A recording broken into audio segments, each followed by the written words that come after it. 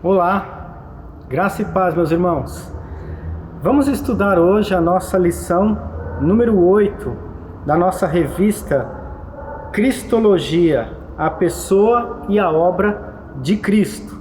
A lição número 8 hoje vai falar de um tema bastante difícil, um tanto quanto abençoador, mas ao mesmo tempo controverso, porque fala sobre a encarnação de Cristo. O método, a maneira, a forma como Cristo se tornou carne. Como foi que Cristo se encarnou?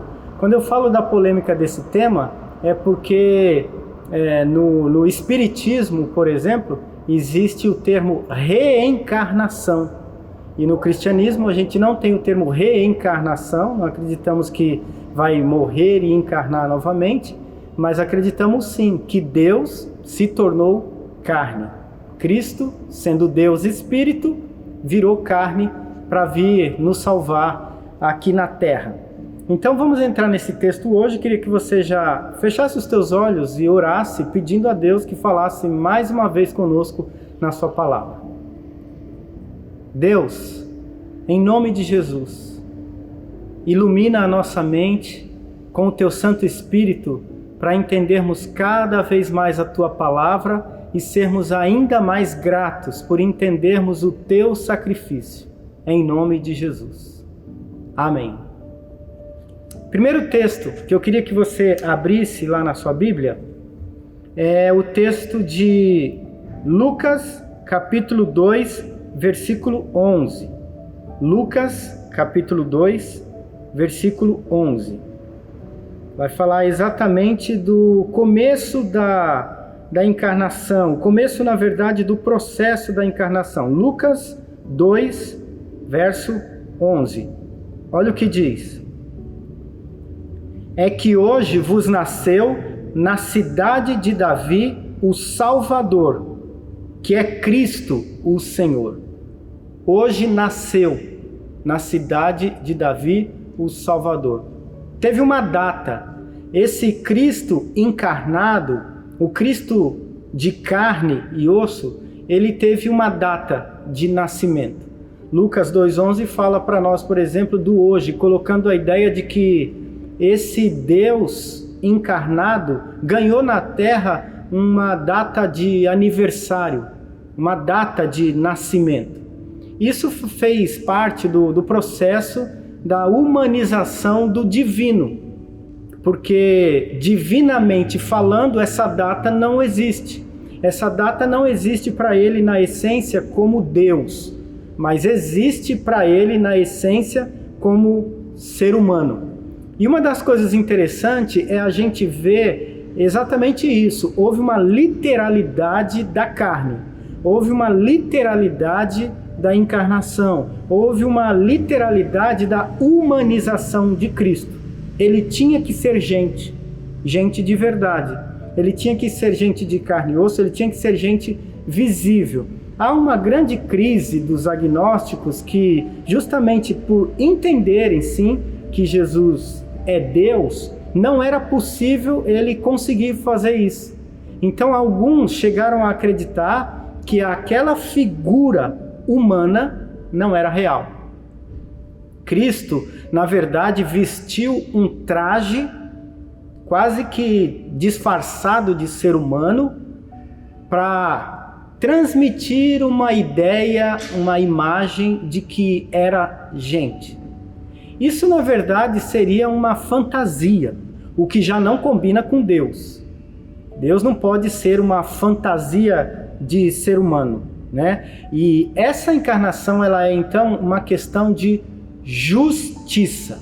Primeira coisa que a gente precisa entender nessa lição da encarnação de Cristo é que a encarnação dele tem a ver com a seriedade da justiça de Deus. E nós vamos entender um pouquinho mais por que eu estou entrando no mérito da justiça. Primeiro ponto da revista, se você tiver, quero ler para você, diz assim: a encarnação é um dos maiores eventos da história do universo. Foi a entrada da segunda pessoa da Trindade na esfera humana. Essa pessoa que é Deus nasceu nas inefáveis alturas dos céus. E aí entra Filipenses 2, que é um outro texto que eu quero que você abra lá também, porque é fundamental para essa lição. Filipenses capítulo 2, no versículo 7 e 8, diz o seguinte, Filipenses 2, 7 e 8. Antes, a si mesmo se esvaziou, assumindo a forma de servo, tornando-se em semelhança de homens e reconhecido em figura humana. A si mesmo se humilhou, tornando-se obediente até a morte e morte de cruz. Bom, para que então que Jesus precisava ter virado Deus? Aliás, virado gente, porque Deus ele já era, né? Para que ele precisava ter virado gente, ser humano? Por uma questão de justiça. A seriedade da justiça faz caber a encarnação do Verbo, de Cristo.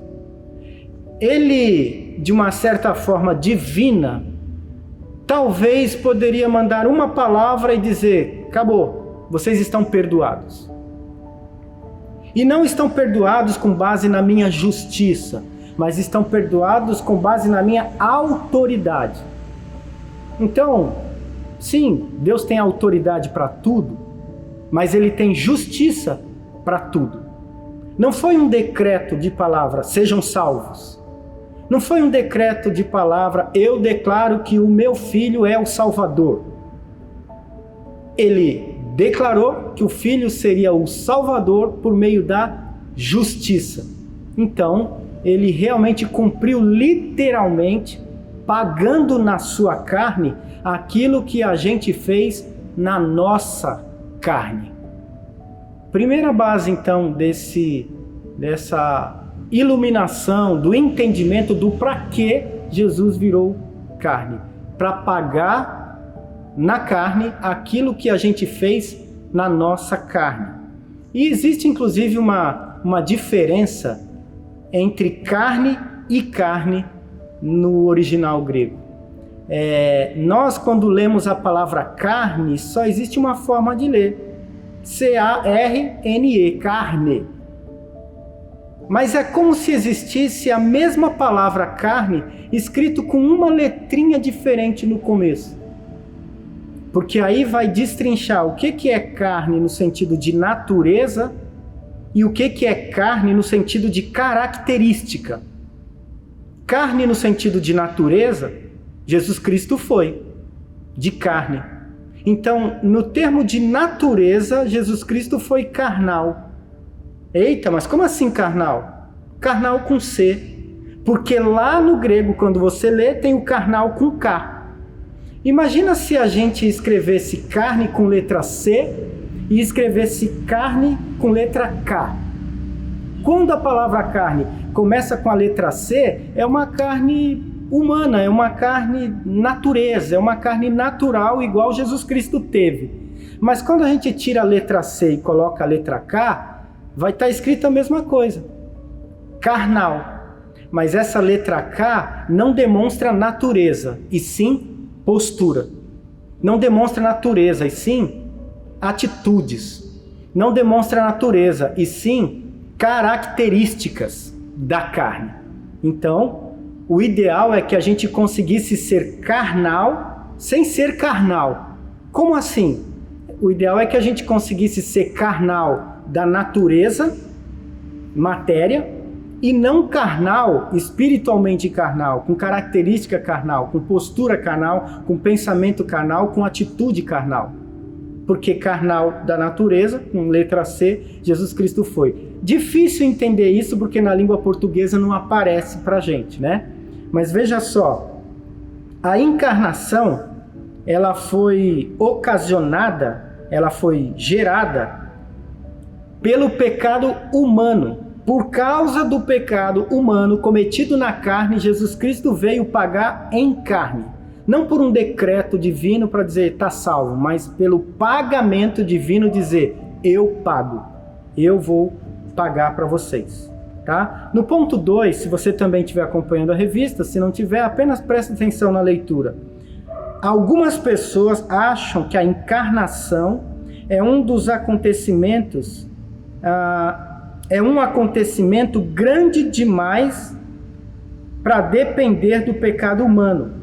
Mas vejam as escrituras em alguns textos. E esses eu queria que você também abrisse para mim. Marcos, capítulo 10, 45.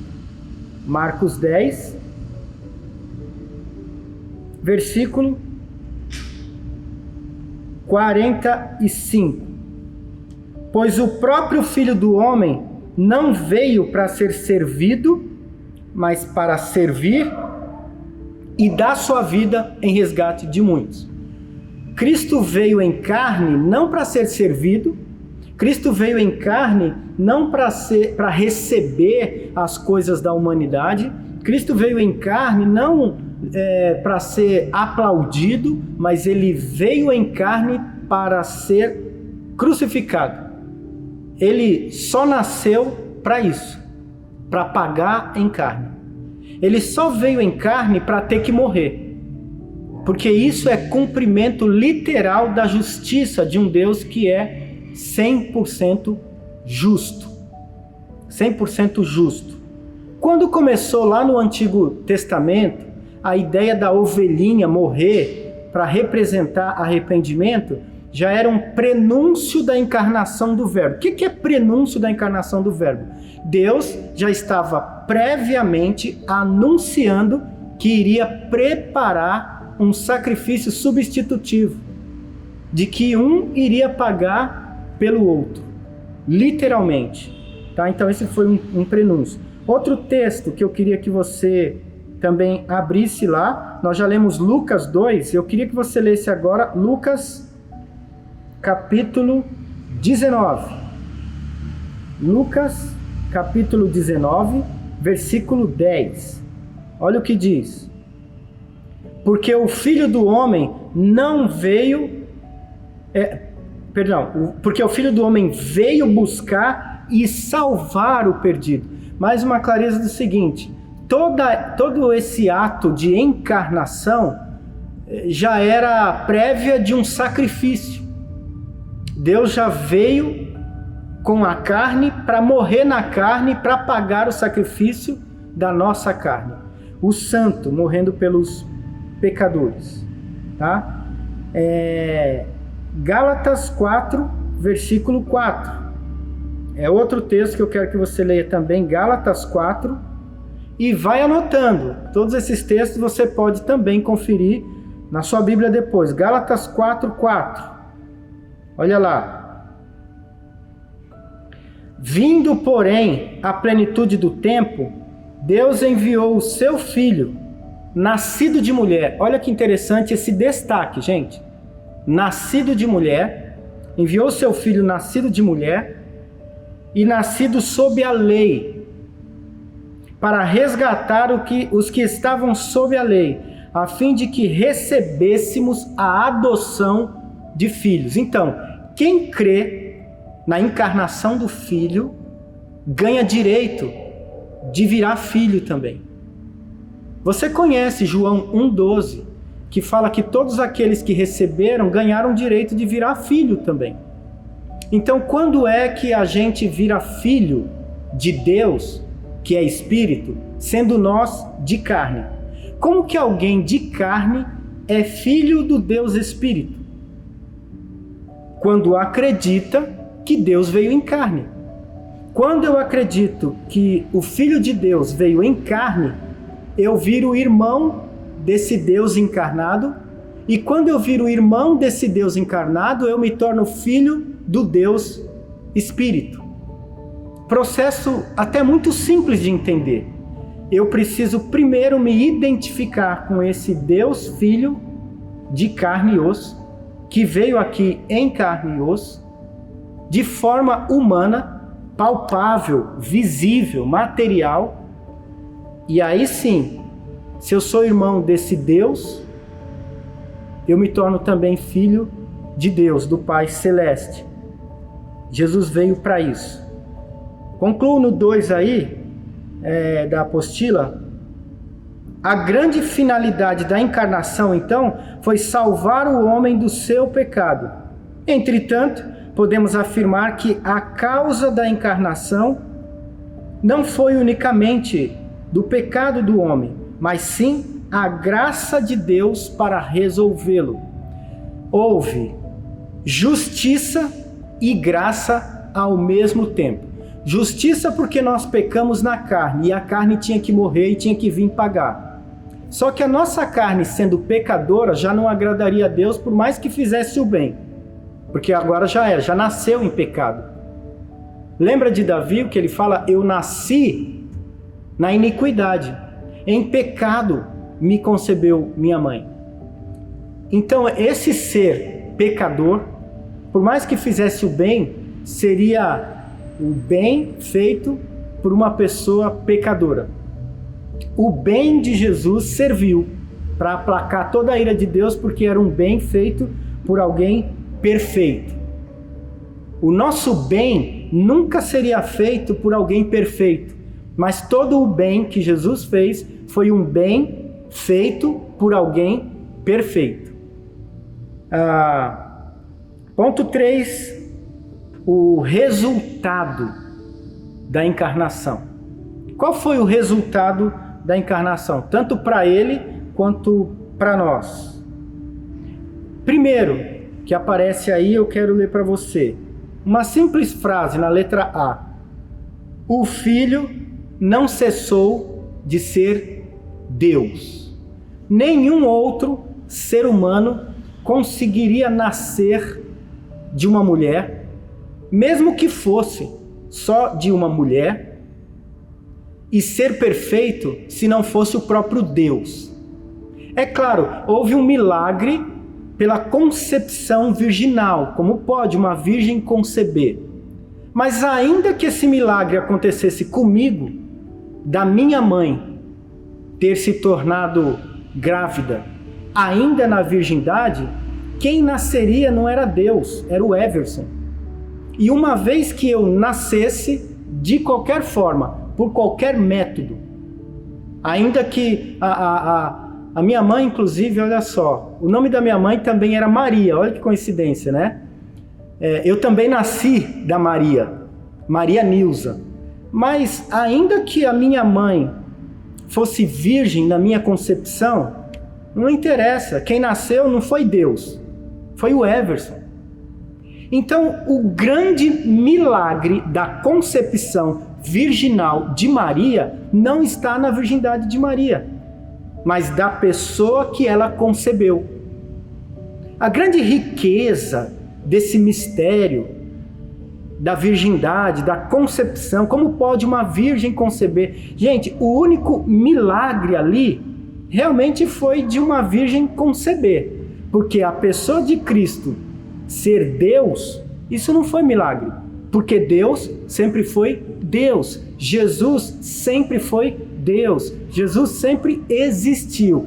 Ele descer, se submeter a ser nascido de uma mulher, aí sim tem algo extraordinário. É a submissão de Deus em carne, é a submissão de Deus em forma física, é a submissão de Deus de se submeter a ser gente como a gente. Isso é que é extraordinário. O milagre de uma virgem conceber, glória a Deus, é extraordinário. É extraordinário. Mas o que mais me surpreende é quem ela concebeu. Jesus. Porque em todo esse sistema da relação, da concepção virginal de Maria, a perfeição não está na virgem. A perfeição está na criança divina que nasceu. Entende isso? Porque no fundo, Maria, sendo virgem ou não, ela era humana pecadora. A gente tenta muitas vezes quase que divinizar. O que é divinizar? A gente tenta quase que tornar Maria como divina, É como se ela precisasse ser Deus para conseguir gerar um deusinho. É como se, olha, se Maria não for uma deusa, então Jesus não ia conseguir ser Deus. É quase como que transferindo a divindade de Jesus para Maria, ou melhor dizendo, transferindo não, herdando na genética santa da Maria a divindade para Jesus Cristo. Isso não aconteceu. O grande milagre foi Deus, já sendo Deus, aceitar nascer de uma mulher.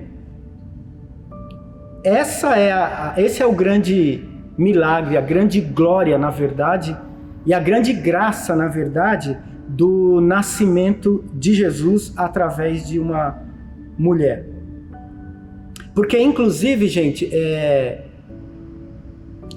existem pessoas, e é óbvio a gente ver que, na verdade, toda pessoa que ainda tem virgindade sexual, a existência da virgindade não significa necessariamente uma santidade. Não é ser virgem que é ser santo. Não é ser virgem que é ser perfeito. Perfeição é uma coisa, virgindade é outra. Não é? Por que Davi fala, eu nasci na iniquidade? Porque quando a gente nasce, sendo bebê, já somos pecadores. Iníquos. Pecadores. A iniquidade não tem a ver com a nossa idade. É como se a gente nascesse um anjo santo, puro, perfeito, até uma determinada idade. No dia que perde a virgindade, vira pecador. Não. Somos pecadores desde que nascemos. Eu nasci na iniquidade. Em pecado me concebeu a minha mãe. Ele não estava falando do pecado da mãe. Ele estava falando do pecador que ele era desde quando nasceu da mãe dele. Entenda isso. Para que a gente honre a Deus, louve a Deus por Maria, glorifique a Deus por Maria, agradeça a Deus por Maria, mas não transfira a divindade de Jesus Cristo pela herança de uma genética santa da Virgem Maria. Esse é o grande cuidado que a gente tem que ter aqui na fala da encarnação. Letra B. João 14. João 1,14. Não precisa abrir, esse você conhece, eu quero só mencionar um trecho. O Verbo se fez carne. Jesus é o Verbo. O Verbo é a palavra. É Deus falando. E Deus vindo aqui falar com a gente. Jesus encarnou para que Deus viesse aqui visivelmente falar com a gente de maneira humana, de maneira carnal. Então, Jesus continuou sendo Deus quando se tornou gente. 100% Deus e 100% humano. Um erro que a gente não deve cometer é achar que Jesus era meio Deus e meio gente. 50% humano e 50% divino. Deus era os dois. Mas ele não abriu mão de alguns atributos, né? E não tem versículos que falam exatamente disso? Sim,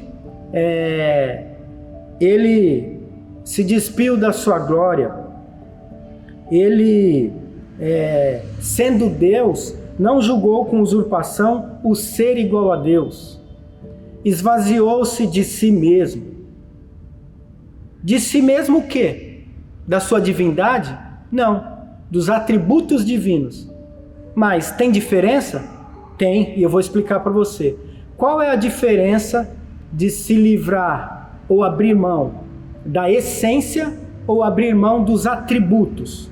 Abrir mão da essência é quando eu pego o meu ser, a minha função, e falo, não quero mais ser isso.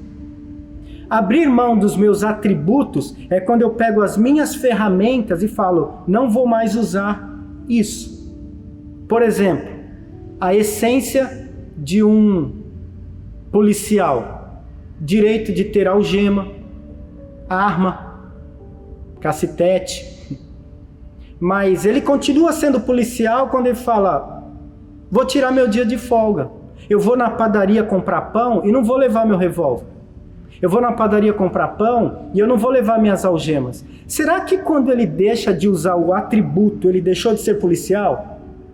Será que quando ele deixa a sua arma em casa, ele deixou de ser policial? Não, não deixou de ser policial. Deixou de usar os seus atributos.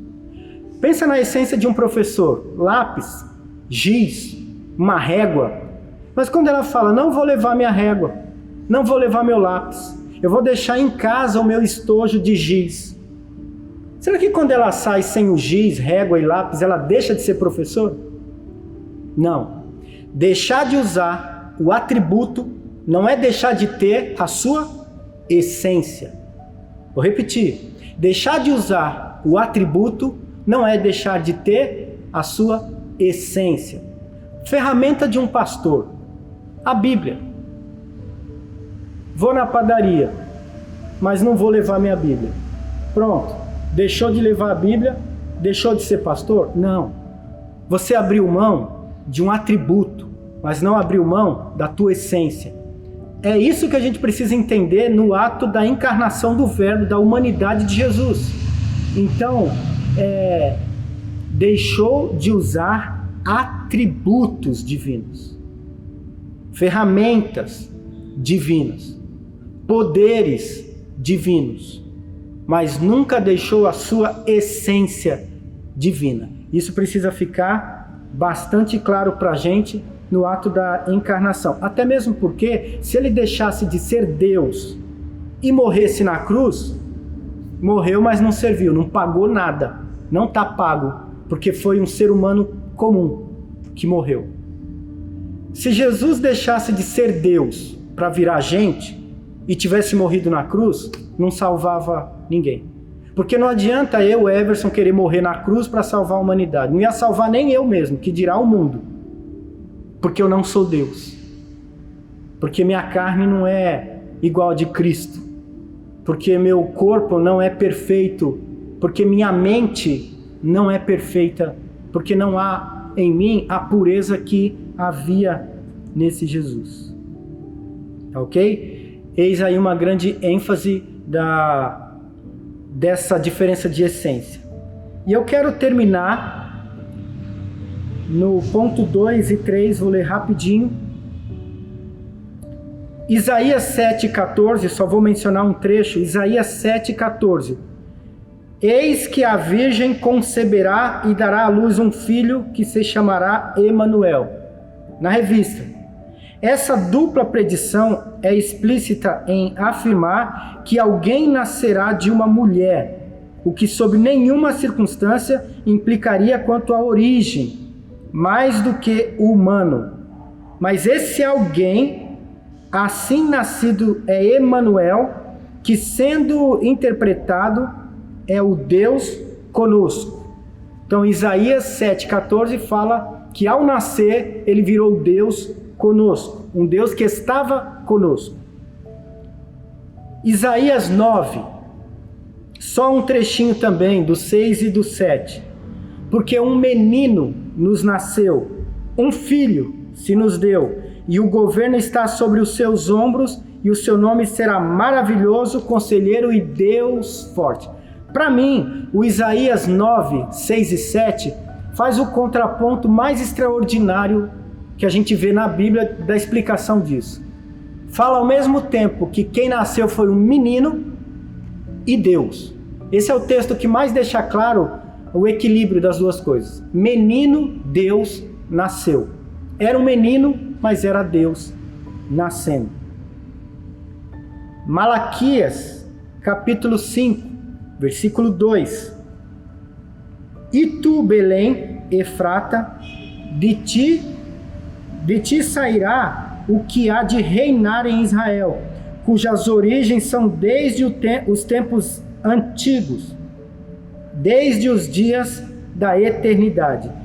Ao mesmo tempo que fala de ti vai nascer, mas vai nascer alguém que já reina desde os tempos antigos. Ao mesmo tempo que fala vai ter alguém que vai nascer, mas é alguém que já existe desde a eternidade. Então, na verdade, não é alguém que vai nascer e começar a existir. É alguém que vai nascer, mas que sempre existiu. Isso é confuso para a gente, sabe por quê? Porque a gente passou a existir depois que nasceu. E aquilo que aconteceu conosco, a gente tenta atribuir para Deus. Bom, se eu só existi depois que nasci, então Deus só existiu quando Jesus nasceu. Não, porque essa limitação de existência após nascimento é uma limitação minha, sua, nossa. Essa limitação de existência depois do nascimento é coisa dos seres humanos pecadores. A existência pré-nascimento é algo exclusivo dessa pessoa, o nosso Senhor, o nosso Salvador, Jesus. Nosso Salvador, Jesus. E eu quero finalizar também com uma frase da sua apostila, que na verdade é um desafio para mais estudos, né? Lá no finalzinho já, pertinho do ponto 3, duas frases finais do ponto 2. Falando do mundo político da época, tá? Que haveria paz. Que esse príncipe viria para trazer paz. Olha só, está escrito aí na sua apostila se você estiver acompanhando. O grego era a língua universal da época. A sua forma popular, que era o grego koiné, facilitou a disseminação das boas novas. Então Deus se utilizou de várias ferramentas para divulgar essa graça. Primeira, então, foi a humanização do divino. Isso é graça. O ser divino virar gente. Segundo, a época de uma linguagem quase que universal no planeta. É como se hoje Jesus Cristo tivesse vindo hoje, fosse num ambiente, país, numa nação, num continente de que fala inglês, uma língua mais comum da época. Terceiro, usando as novas estradas dos romanos, os novos crentes puderam levar a mensagem de salvação com a maior facilidade. O mundo romano estava começando a ser um mundo totalmente pavimentado já para a época, com ruas já de pedra. Estradas fáceis dessa mensagem correr e levar. Hoje a nossa facilidade maior de se levar não é pelas estradas de pedra, é pelas estradas online, é pelo caminho online. Então pensa nisso, uma língua nacional universal e uma ferramenta de alcance mundial. Mesmo sem existir asfalto e internet, Deus já sabia disso e fez no tempo, na forma e no ambiente certinho, adequado para o momento. E graças a Deus que foi por isso que essa mensagem durou e até aqui ela chegou. Viva essa mensagem, proclame essa mensagem, divulgue essa mensagem.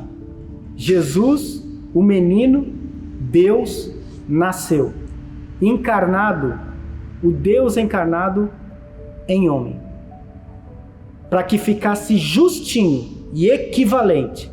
Quem pecou foi o ser humano, então quem vai ter que pagar com pureza e morte tem que ser um ser humano. É por isso que Deus se encarnou. Glória a Deus por isso. Que Deus te abençoe em nome de Jesus.